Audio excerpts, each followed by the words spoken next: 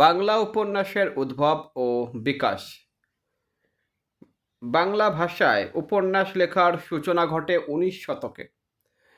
টেকচাঁদ ঠাকুর ছদ্মনামে ১৮৫৮ সালে প্রকাশিত হয় প্যারীচাঁদ মিত্রের আলালের ঘরে দুলাল নামের কাহিনী গ্রন্থ।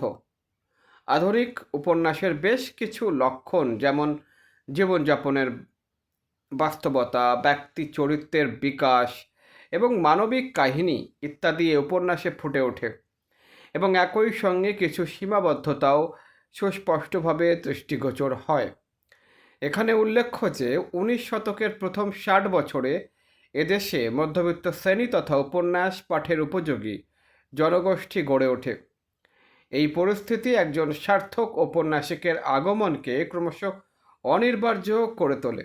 বাংলা সাহিত্যে প্রথম সার্থক উপন্যাস লেখেন বঙ্কিমচন্দ্র চট্টোপাধ্যায়। তার প্রথম উপন্যাস দুর্গেশ নন্দিনী ১৮৬৫, কাহিনী বিন্যাস এবং চরিত্র চিত্রণ সহ উপন্যাস রচনার শৈল্পিক কৌশল সম্পর্কে সচেতন হয়ে তিনি প্রথম জীবনের গভীর দর্শন, পরিশ্রুত ব্যক্তি, মানুষের কাহিনী উপস্থাপন করেন। বঙ্কিমচন্দ্রের অধিকাংশ উপন্যাসেই অতীতচারী কল্পনার প্রাধান্য এবং সমকালীন জীবনের স্বল্প উপস্থিতি লক্ষ্য করা যায়। কেবল বিষবৃক্ষ ও কৃষ্ণকান্তের উইল উপন্যাস দুটিতে সমকালীন জীবন ও বাস্তবতা মোটামুটি স্পষ্টভাবে প্রতিফলিত হয়েছে। ব্যক্তি ও পারিবারিক জীবনের জটিল সমস্যা ও তীব্র সংকটের কাহিনী তিনি ওই দুই উপন্যাসে উপস্থাপন করেছেন। কোনো কোনো ক্ষেত্রে রক্ষণশীল দৃষ্টিভঙ্গি থাকা সত্ত্বেও বঙ্কিমচন্দ্রই বাংলা উপন্যাসের বিকাশের পথ উন্মোচন করেছেন। বঙ্কিম পরবর্তী বাংলা উপন্যাসের ধারায় প্রধান শিল্পী রবীন্দ্রনাথ ঠাকুর। আধুনিক চিন্তা চেতনার প্রকাশ ঘটিয়ে তিনি সামাজিক, পারিবারিক, মনস্তাত্ত্বিক ও ব্যক্তি জীবনের সংকট নিয়ে কাহিনী রচনা করেছেন। এক্ষেত্রে তার উল্লেখযোগ্য উপন্যাস চোখের বালি, গোড়া, যোগ যোগ, ঘরে বাইরে, শেষের কবিতা। তিনি প্রথম রূপায়ণ করেন প্রকৃত নাগরিক জীবন। উদার মানবতাবাদী জীবনাদর্শে বিশ্বাসী ছিলেন তিনি। ধর্ম, আদর্শ ও সংস্কার নয়, মানব জীবন অনেক বেশি মূল্যবান, এই বিবেচনা তার প্রায় সকল উপন্যাসেই উপস্থিত। ব্রিটিশ শাসন থেকে মুক্তির অভিপ্রায় ব্যক্ত হয়েছে তার গোড়া, ৪ অধ্যায় প্রভৃতি উপন্যাসে।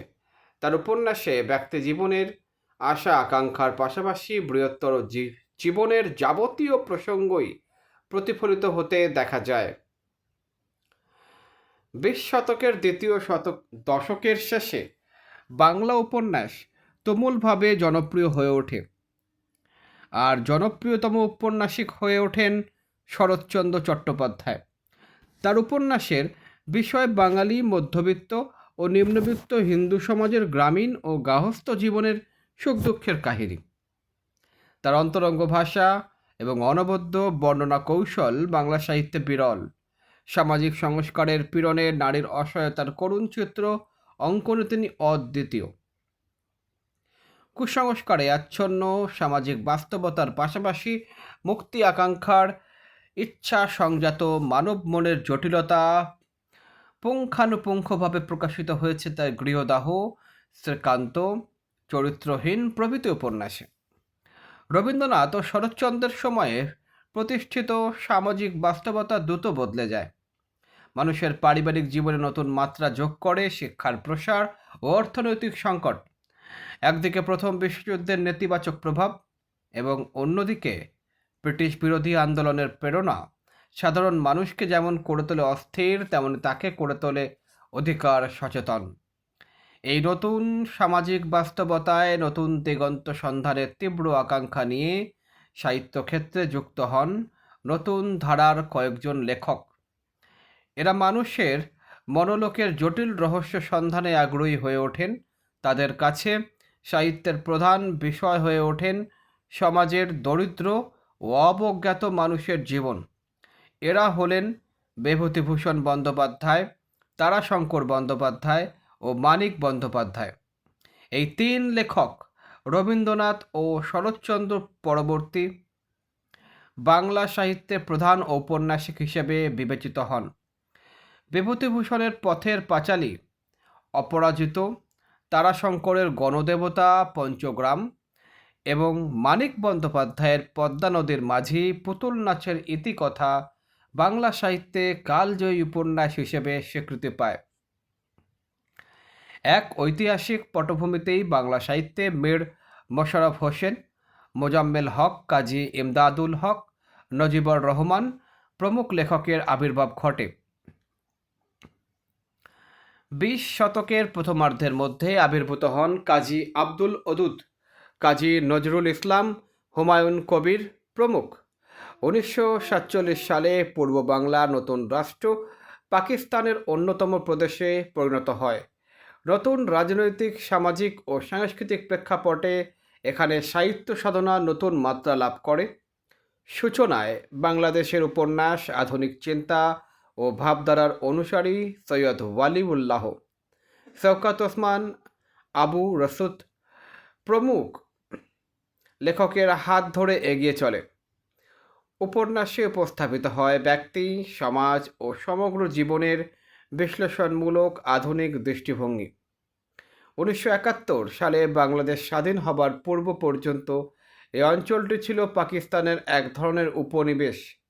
ঢাকা শহরকে কেন্দ্র করে নাগরিক জীবন বিকশিত হলেও গ্রামীণ জীবন ছিল পশ্চাৎপদ।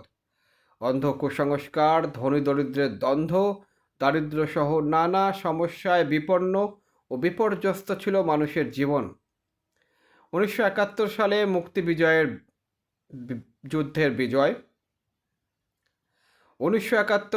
মুক্তিযুদ্ধের বিজয় ও বাংলাদেশের উজ্জ্বল অভ্যুদয়ের মাধ্যমে বাঙালি জাতীয় জীবনে সৃষ্টি হয় নতুন উদ্দীপনা। নাগরিক জীবনে যেমন লাগে আধুনিকতার ছোঁয়া, তেমনি শেকড় সন্ধানী গ্রামীণ জীবনেও সৃষ্টি হয় নবতর উদ্দীপনা। এরই প্রেক্ষাপটে বাংলাদেশের ঔপন্যাসিকগণ রচনা করেন নানা ধরনের উপন্যাস। নিচের উল্লেখযোগ্য কয়েকটি উপন্যাসের নাম দেওয়া হলো।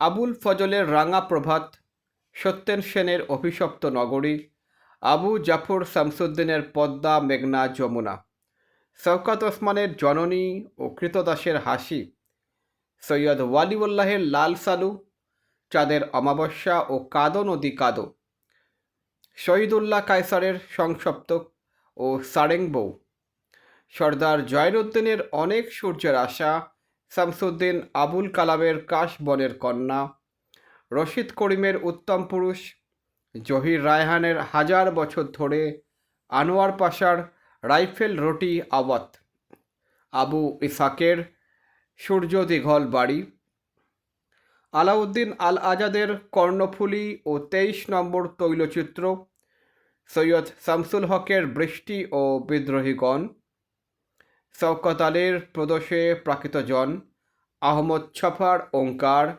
হাসান আজিজুল হকের আগুন পাখি, মাহমুদুল হকের জীবন আমার বোন, রেজিয়া রহমানের বং থেকে বাংলা, আখতারুজ্জামান ইলিয়াসের চিলেকোঠার সেপাই ও খোয়াবনামা, সেলিনা হোসেনের পোকামাকড়ের ঘরবস্তি ও হাঙর নদী গ্রেনেড, হুমায়ুন আহমদের নন্দিত নরকে ও জ্যোৎস্না ও জননীর গল্প, এবং সৈদুল জহিরের জীবন ও রাজনৈতিক বাস্তবতা ইত্যাদি।